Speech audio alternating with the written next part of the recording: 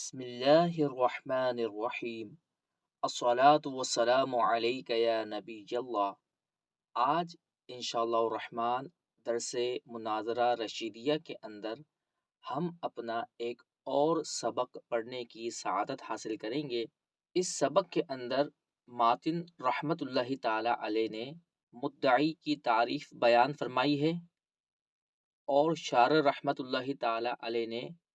اس تعریف پر ہونے والے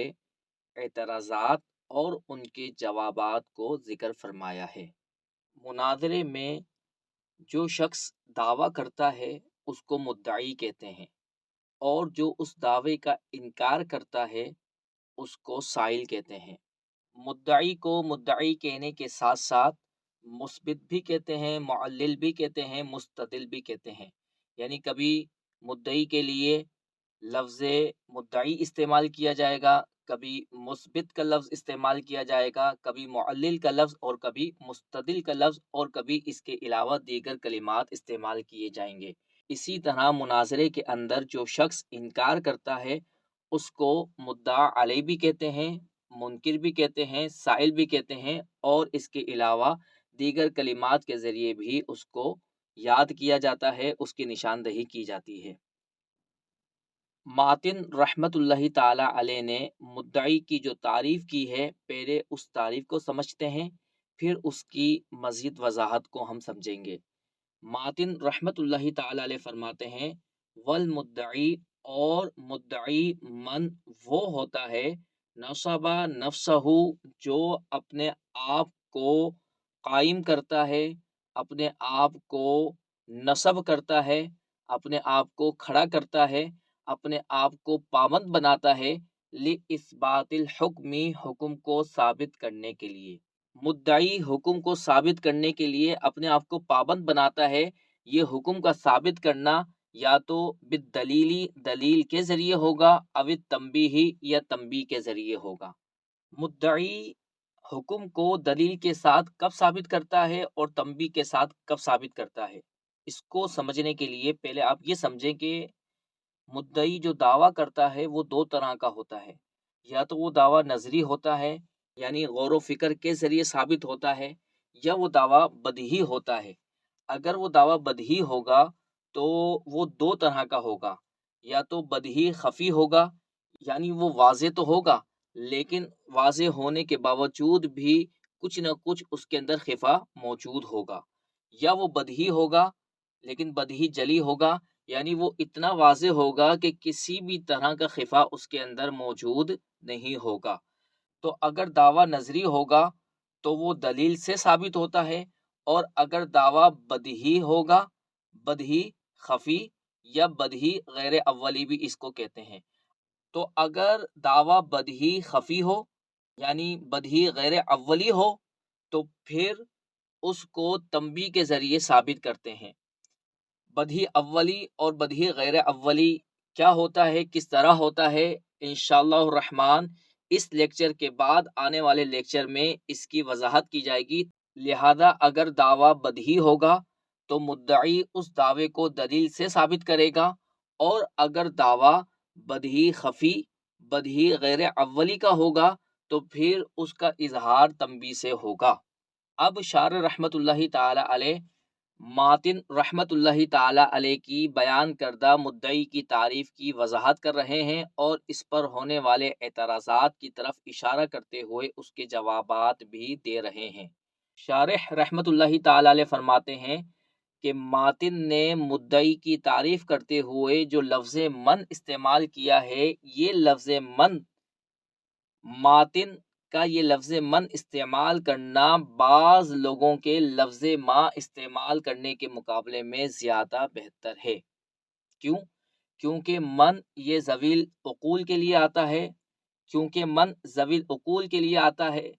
جن لوگوں میں عقل ہوتی ہے ان کے لیے استعمال ہوتا ہے، جبکہ لفظ ما غیر ذوی العقول کے لیے استعمال ہوتا ہے، جن میں عقل نہیں ہوتی، جانور وغیرہ بے جان چیزوں کے لیے استعمال ہوتا ہے۔ تو مدعی بے جان چیز نہیں ہوتی بلکہ وہ انسان ہوتا ہے، ذوی العقول ہوتا ہے۔ لہذا ماتن نے جو لفظ من استعمال کیا یہ بہتر ہے لفظ ما کے مقابلے میں۔ کسی کے ذہن میں یہ سوال آ سکتا ہے کہ جب لفظ من ذویل عقول کے لیے استعمال ہوتا ہے، عقل والوں کے لیے استعمال ہوتا ہے، اور مناظرین یہ عقل والے ہی ہوتے ہیں، تو پھر ان کے لیے لفظ ما کا استعمال کس طرح صحیح ہو سکتا ہے؟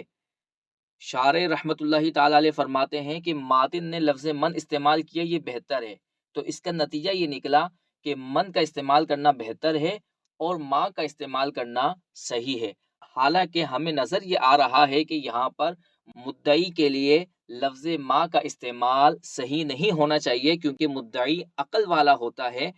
لفظ ما غیر ذویل عقول کے لیے استعمال کیا جاتا ہے، تو پھر لفظ ما کو عقل والے کے لیے استعمال کرنا کس طرح صحیح ہو سکتا ہے؟ اس کا جواب یہ ہے کہ جن لوگوں نے لفظ ما استعمال کیا ہے وہاں لفظ ما سے من ہی مراد ہوگا، یعنی وہاں پر لفظ ما مجازن ذویل عقول کے لیے استعمال کیا جائے گا۔ لفظ ما حقیقتاً تو غیر ذویل عقول کے لیے استعمال کیا جاتا ہے، لیکن یہاں پر ما جو مدعی کے لیے استعمال کیا گیا، یہاں پر لفظ ما مجازن ذویل عقول کے لیے استعمال کیا جائے گا۔ اس وجہ سے ما کا استعمال کرنا بھی صحیح ہے، لیکن من کا استعمال کرنا زیادہ بہتر ہے، کیونکہ اس طرح ہمیں مجاز کا ارتکاب کرنا نہیں پڑ رہا، اس طرح ہمیں مجاز کا سہارا لینا نہیں پڑ رہا، جبکہ ما کے اندر ہمیں مجاز کا سہارا لینا پڑ رہا ہے۔ فرماتے ہیں ہذا لفظ من کا استعمال کرنا اولا، یہ بہتر ہے، من قول البعضی، بعض لوگوں کے قول ما کے مقابلے میں، لأن المناظرۃ، اس لیے کہ مناظرہ انما تکون بین ذوات العقول، وہ تو عقل والوں کے درمیان ہوتا ہے۔ آگے شارح رحمۃ اللہ تعالی علیہ نصبہ کی وضاحت کے لیے تصدیٰ کا لفظ لے کر آئے، کیونکہ نصبہ لکڑی وغیرہ زمین میں گاڑنے کے لیے بھی استعمال ہوتا ہے، تو اس کی وضاحت کے لیے تصدیٰ لے کر آئے کہ نصبہ کا معنی ہے قائم کرنا، لکڑی کو بھی زمین میں قائم کیا جاتا ہے، گاڑا جاتا ہے، لیکن یہاں پر اس طرح کا گاڑنا مراد نہیں ہے، بلکہ یہاں پر اپنے آپ کو پابند بنانا مقصود ہے۔ شارح فرماتے ہیں اے تصدیٰ، مدعی وہ ہوتا ہے جو اپنے آپ کو پابند بنائے، کس بات کا پابند بنائے؟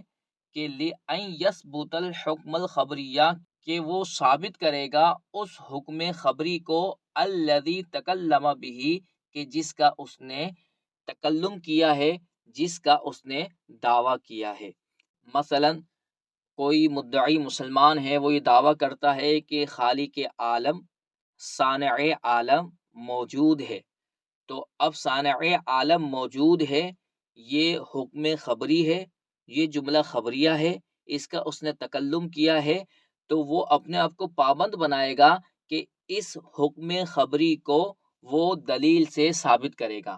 اور ثابت کس حیثیت سے کرے گا؟ کہ من حیث انہ اثبات، اس حیثیت سے اس حکم کو ثابت کرے گا کہ وہ حکم ثابت کرنا ہی ہے۔ شارح رحمۃ اللہ تعالی علیہ نے من حیث انہ اثبات کی قید ایک اعتراض کا جواب دینے کے لیے بڑھائی ہے۔ اعتراض یہ ہوتا ہے کہ ماتن رحمۃ اللہ تعالی علیہ نے مدعی کی جو تعریف کی ہے، یہ تعریف سائل پر بھی سچی آ رہی ہے۔ حالانکہ مدعی کی تعریف جب کی جا رہی ہے تو صرف مدعی پر سچی آنی چاہیے، اس کے مد مقابل سائل پر یہ تعریف سچی نہیں آنی چاہیے۔ جب سائل پر بھی یہ تعریف سچی آ رہی ہے تو یہ تعریف مانع افراد نہیں ہوئی، یعنی غیر کے افراد بھی اس تعریف میں داخل ہو رہے ہیں، تو وہ تعریف کے جو معنی نہیں ہوتی وہ بہتر نہیں ہوتی۔ لہذا ماتن رحمۃ اللہ تعالی علیہ کی مدعی کی بیان کردہ تعریف بہتر نہیں۔ یہ اعتراض کی مختصر وضاحت تھی، اب تفصیلاً وضاحت ہم پڑھتے ہیں۔ اعتراض کی تفصیل یہ ہے کہ جب مدعی دعویٰ کرتا ہے اور اپنے دعوے پر دلیل دیتا ہے، تو جو اس کے مد مقابل ہوتا ہے، جس کو منکر بھی کہتے ہیں، سائل بھی کہتے ہیں، مدعا علیہ بھی کہتے ہیں، اس سائل کو 3 طرح کے اعتراضات کرنے کی اجازت ہوتی ہے، جس کو مناظرے کی اصطلاح میں منع، نقض اور معارضہ کہا جاتا ہے۔ جب سائل منع وارد کرتا ہے تو سائل کو مانع کہتے ہیں، جب سائل نقص وارد کرتا ہے تو سائل کو ناقص کہتے ہیں یا ناقص بن نقضل اجمالی بھی کہتے ہیں، جب سائل معارضہ کرتا ہے تو اس کو معارض کہتے ہیں۔ اب ماتن رحمت اللہ تعالی علیہ نے جو مدعی کی تعریف کی ہے کہ مدعی وہ ہوتا ہے جو حکم کو ثابت کرتا ہے، تو اعتراض یہ ہے کہ ناقص بھی حکم کو ثابت کرتا ہے اور معارض بھی حکم کو ثابت کرتا ہے، یعنی جب سائل نقص وارد کرے یا سائل معارضہ کرے تو اس وقت بھی وہ حکم کو ثابت کرتا ہے۔ تو آپ یہ کہتے ہیں کہ مدعی حکم کو ثابت کرتا ہے، ہم آپ کو دکھاتے ہیں کہ سائل بھی حکم کو ثابت کرتا ہے۔ تو جب سائل حکم کو ثابت کرتا ہے تو سائل پر بھی مدعی کی تعریف سچی آ رہی ہے، اس وجہ سے مدعی کی تعریف مانع افراد نہیں۔ اعتراض کی مزید وضاحت یہ ہے کہ مثلا مدعی نے دعویٰ کیا اور دعوے کے اوپر کوئی دلیل دی، اب سائل کیا کرتا ہے؟ وہ نقص وارد کرتا ہے۔ نقص کس کو کہتے ہیں؟ نقص کہتے ہیں مدعی نے جس دلیل سے اپنے دعوے کو ثابت کیا ہے، سائل اس دلیل پر اعتراض کرے اور اس کا فاسد ہونا ثابت کرے، یعنی یہ بات ثابت کرے کہ مدعی نے جس دلیل سے استدلال کیا ہے، مدعی اس دلیل سے استدلال کرنے کا حق نہیں رکھتا۔ آسان الفاظوں میں سائل اس بات فساد دلیل کرے گا، یعنی دلیل کا فاسد ہونا ظاہر کرے گا کہ اس دلیل سے یہ دعویٰ ثابت نہیں ہو سکتا۔ تو اس بات فساد دلیل بھی تو ایک اثبات حکم ہی ہوا، اور جب وہ اثبات حکم ہوا تو پھر یہ مدعی کی تعریف سائل پر بھی سچی آ گئی، یعنی جب سائل ناقص ہوگا، جب وہ نقض کرے گا تو وہ بھی ایک طرح کا اثبات حکم کرتا ہے، کیونکہ وہ اثبات فساد دلیل کر رہا ہوتا ہے۔ اسی طرح مدعی نے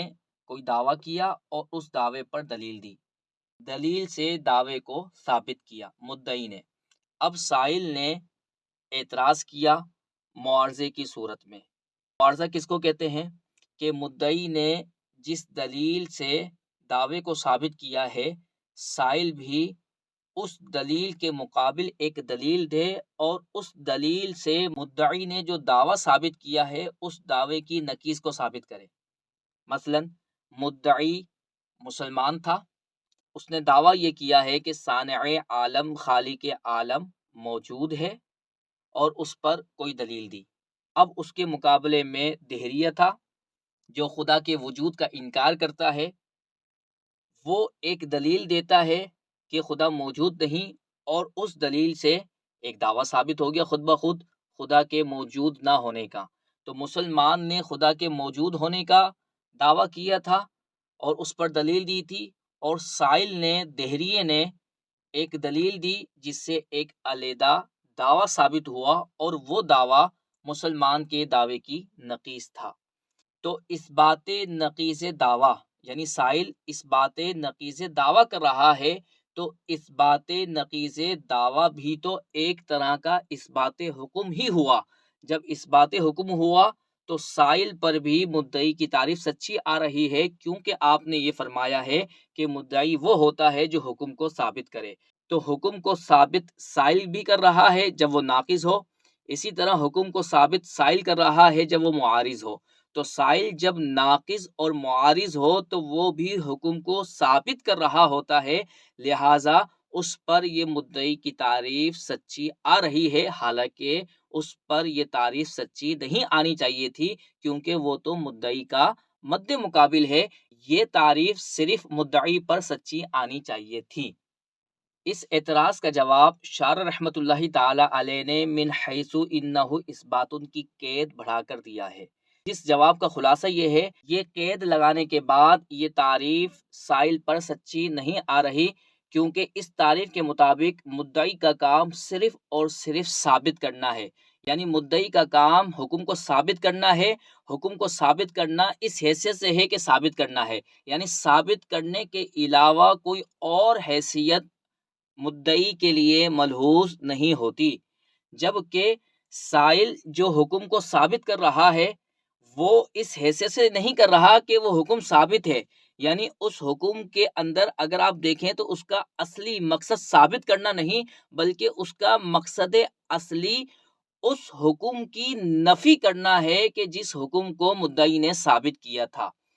تو مدعی حکم کو ثابت کرتا ہے اس حیثیت سے کہ وہ ثابت ہے، جبکہ سائل حکم کو جو ثابت کرتا ہے اس بات فساد دلیل کی صورت میں یا اس بات نقیض دعویٰ کی صورت میں، تو وہ جو حکم کو ثابت کر رہا ہوتا ہے وہ ثابت کرنے کی حیثیت سے ثابت نہیں کرتا، بلکہ وہ مدعی کے ثابت شدہ حکم کی نفی کی حیثیت سے ثابت کر رہا ہوتا ہے کہ یہ جو میں ثابت کر رہا ہوں یہ نفی ہے مد مقابل کے حکم کی، لہذا اس قید کی وجہ سے یہ تعریف سائل پر سچی نہیں آئی۔ اب اسی بات کو عبارت سے حل کرتے ہیں، شارح فرماتے ہیں فلا یریدو، اس قید لگانے کی وجہ سے فلا یریدو وارد نہیں ہوتا، لازم نہیں آتا، ما قیلا وہ اعتراض جو کیا گیا۔ وہ کیا اعتراض تھا کہ انہو یصدق ھذا التعریف،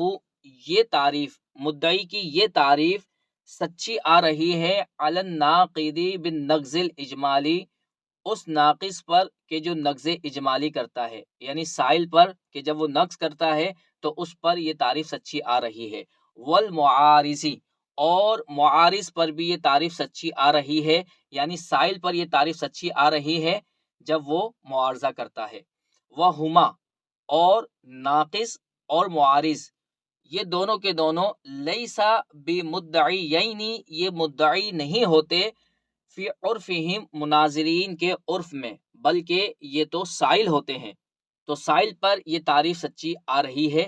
یہ اعتراض ہو سکتا تھا، شارح رحمت اللہ تعالی علیہ فرماتے ہیں من حیث انہ، اس بات کی قید کی وجہ سے یہ اعتراض لازم نہیں آ سکتا۔ کیوں لازم نہیں آ سکتا؟ اس کی وجہ بیان کر رہے ہیں، فرماتے ہیں لأنہما، اس لیے کہ ناقص اور معارض لم یتصدیا، انہوں نے اپنے آپ کو پابند نہیں کیا ہے لإثبات الحکمی، حکم کو ثابت کرنے کے لیے، من حیث انہ، اس بات اس حیثیت سے کہ وہ ثابت شدہ ہے، یعنی وہ جو سائل نقض کی صورت میں اس بات فساد دلیل کر رہا ہے، اس بات حکم کر رہا ہے، تو اس بات حکم اس حیثیت سے نہیں کر رہا کہ یہ حکم ثابت شدہ ہے، بلکہ من حیث، بلکہ وہ جو حکم کو ثابت کر رہا ہے اس کا اصل مقصود یہ ہے کہ یہ جو چیز میں ثابت کر رہا ہوں انہو نفی، کہ یہ حکم جو میں ثابت کر رہا ہوں یہ نفی ہے لاثبات حکم، اس حکم کے ثبوت کی، تصدی باثباتہ الخصم، جس حکم کو ثابت کرنے کے لیے مدعی نے اپنے آپ کو پابند کیا ہے، ومن حیث انہ معارضۃ لدلیلہ، اور معارض پر بھی یہ تعریف سچی نہیں آ رہی، کیونکہ معارض اگرچہ حکم کو ثابت کرتا ہے لیکن اس حیثیت سے نہیں کرتا کہ وہ حکم ثابت ہے، بلکہ اس حیثیت سے کرتا ہے کہ من حیث انہ معارضۃ، کہ جو حکم میں نے ثابت کیا ہے یہ معارضہ ہے لدلیلہ، مدعی کی دلیل کا، یعنی مدعی کی دلیل کی یہ نفی ہے، تو مدعی اس بات نقیض دعویٰ کرنے کی صورت میں اس بات حکم تو کر رہا ہے لیکن اس حیثیت سے نہیں کر رہا کہ یہ ثابت شدہ ہے، یہ اس بات ہے، بلکہ وہ اس بات حکم اس حیثیت سے کر رہا ہے کہ یہ اس بات حکم کرنا، یہ حکم کو ثابت کرنا، یہ مدعی کے دعوے کی دلیل کے مقابل ہے، اس کی نقیض ہے، لہٰذا یہ تعریف سائل پر جب وہ ناقص بن رہا ہو یا معارض بن رہا ہو اس پر سچی نہیں آ رہی۔ آگے شارح رحمت اللہ تعالی علیہ فرماتے ہیں، بالدلیل کی وضاحت کر رہے ہیں کہ مدعی حکم کو ثابت کرے گا دلیل کے ساتھ، کب ثابت کرے گا؟ فی ما اذا کان الحکم نظریا، اس صورت میں دلیل کے ساتھ ثابت کرے گا کہ جب حکم نظری ہو، اب تنبیہی، یا تنبیہ سے وہ ثابت کرے گا، کس صورت میں؟ فی ما اذا کان بدہیا غیر اولی، کہ جب وہ حکم بدہی ہو، بدہی غیر اولی ہو۔ اللہ تبارک و تعالیٰ کی بارگاہ میں دعا ہے کہ پیارے مصطفیٰ صلی اللہ علیہ وسلم کی ہم تمام عاشقان رسول کو شفاعت عطا فرمائے، اور